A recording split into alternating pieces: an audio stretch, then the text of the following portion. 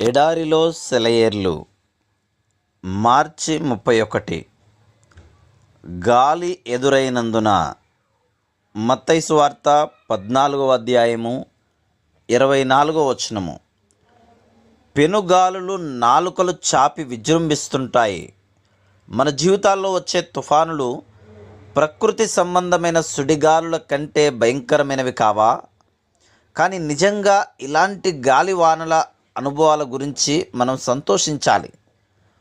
ఉదయము, అస్తమయము లేక సంవత్సరం పొడుగునా సంధ్యా సమయం ఉండే ప్రదేశాల్లో ఆకైనా గలగలలాడకుండా గాలి విసరని లోతైన కొండలోయల్లోనూ ఉండడం కంటే వర్షాలు కురిసి వరదలు వచ్చే చోట్ల నివసించడం మేలు కాదా?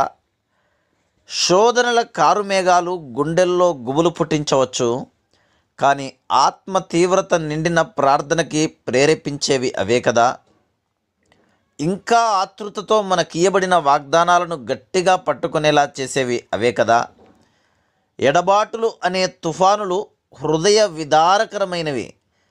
అయితే తన వైపుకి మనల్ని మళ్లించుకునే దేవుని సాధనాలే అవి.